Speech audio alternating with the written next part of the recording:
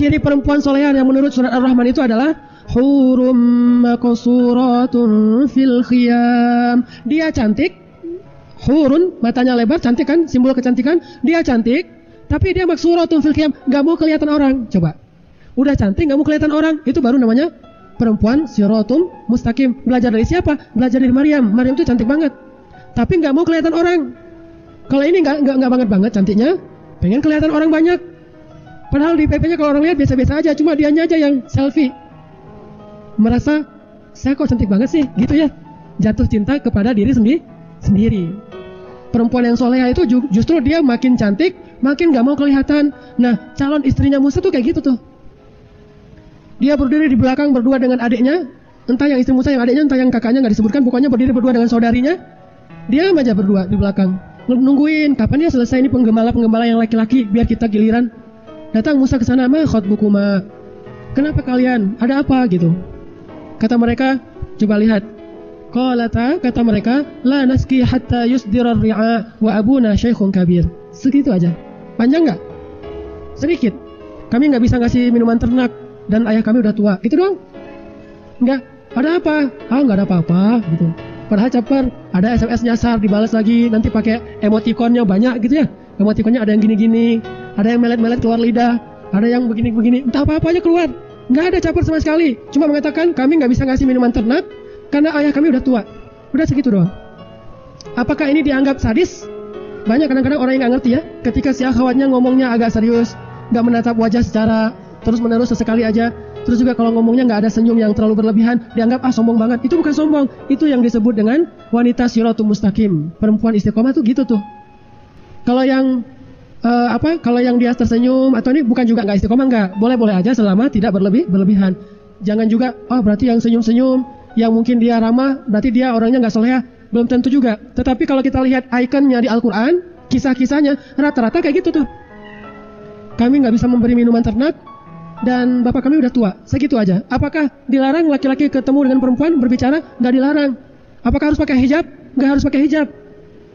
Istilah pakai hijab kayak gini nih di dalam masjid, ini baru ada setelah zaman Nabi. Di Masjid Nabawi ada hijab? Nggak ada hijab. Di masa Rasul, di Masjid Nabawi itu nggak ada hijab. Apa buktinya? Satu, ketika ada seorang perempuan, anaknya Abu Lahab mengadu kepada Nabi karena dituduh sebagai anaknya Abu Lahab. Kata Nabi, besok kamu sholat berjamaah di masjid, duduk paling depan ya, biar kelihatan. Besok dia duduk paling depan. Sehingga Nabi mengatakan, wahai kaum muslimin, siapa yang mencela nasabku, berarti dia mencela aku. Sesungguhnya semua nasab di hari kiamat terputus kecuali nasab Nabi Muhammad. Kata Umar, ya Rasulullah, siapa yang mencela nasabmu? Kasih tahu ke saya. Ya Umar duduk. Wahai kaum muslimin, itu anak Abu Lahab. Siapa yang mencela dia karena bapaknya? Sesungguhnya dia adalah dari keluargaku dan keluargaku itu tidak terputus nanti di hari kiamat. Ditunjuk orangnya dan kelihatan, menunjukkan bahwa di Masjid Nabawi tidak pakai hijab. Yang pakai hijab di rumah Nabi.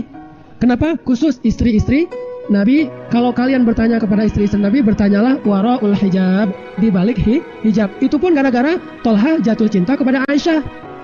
Asbab nuzulnya kan gitu tuh. Tolha bilang apa? Kalau Rasulullah meninggal, saya bakalan menikahi Aisyah. Soalnya Rasulullah udah 60 tahun, Aisyah masih 16 tahun. Kalau Rasulullah meninggal, saya akan menikahi Aisyah. Turun ayat di surat Al-Ahzab. Satu ayat itu tentang masalah hijab dan tentang masalah gak boleh menikahi istri Nabi setelah Nabi meninggal. Kata jumhur ulama itu khusus karena ada fitnahnya. Boleh pakai hijab kayak gini? Boleh. Gak pakai hijab juga boleh. Intinya soal bagaimana sikap masing-masing. Tapi kalau gak bisa jaga sikap, mending pakai hijab aja deh. Cuma kalau misalnya pakai hijab masih belum bisa jaga sikap, mending gak usah ngaji aja deh. Ngaji ikhwan hari Minggu, akhwat hari Sabtu. Tapi insya Allah di sini semuanya ngerti lah. Gak pakai hijab pun bisa kan ya? Semangat bilang insya Allahnya. Artinya bahwa boleh ketemu Nabi Musa dengan calon istrinya walaupun mereka belum muhrim. Ya namanya juga ketemu di tempat umum dan tidak ada hubungan yang mesra-mesra, cuma ngomong gitu doang. Gimana apa? Ada apa? Kami nggak bisa ngasih minuman ternak soalnya bapak kami udah tua. Oh gitu. Ya udah langsung diambil oleh Musa.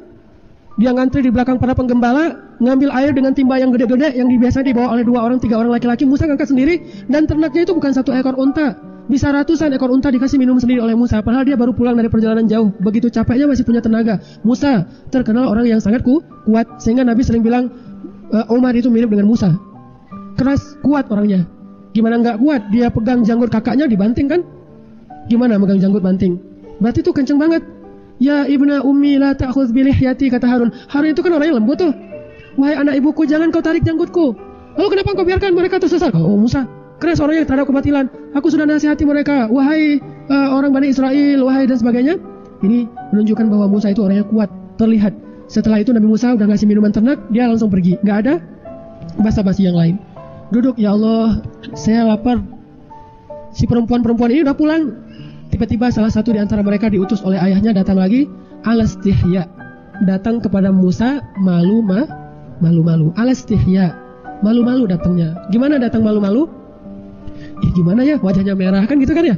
Gimana mau ketemu, soalnya ini bukan nggak kenal, orangnya keren lagi. Terus saya nggak pernah ketemu dengan cowok lagi, belum biasa. Kalau nggak malu-malu berarti udah biasa kalau sama laki-laki. Kalau ini istihya menunjukkan dia belum terbiasa berinteraksi dengan laki-laki, sehingga makanya kemarin pas mereka nikah yang tadi saya cerita akhwat, baru kenal sehari udah langsung khitbah. Pas mau ngasih makain mas kawin, kan ada semacam penyerahan mas kawin tuh, habis akan nikah, udah gitu cium tangan, salaman gitu ya. Pas mau salaman gimana? Lama. Mau salaman tuh gini-gini lama. Kayak ada magnet gitu, gak dapet apa gitu ya. Lama gini, gimana rasanya? Aduh, gimana tuh rasanya tuh? Tuh luar biasa, ini istihya. Ini perempuan yang siratul mustaqim. Mau salaman sama suaminya aja di depan umum, karena belum pernah megang tangan laki-laki, itu malu-malu, lama mau megang tangan tuh, ya laki-laki juga sama. Akhirnya pas salaman, kakunya minta ampun. Tapi di situ ketahuan betapa mereka menjaga diri. Ini baru namanya siratul Musa.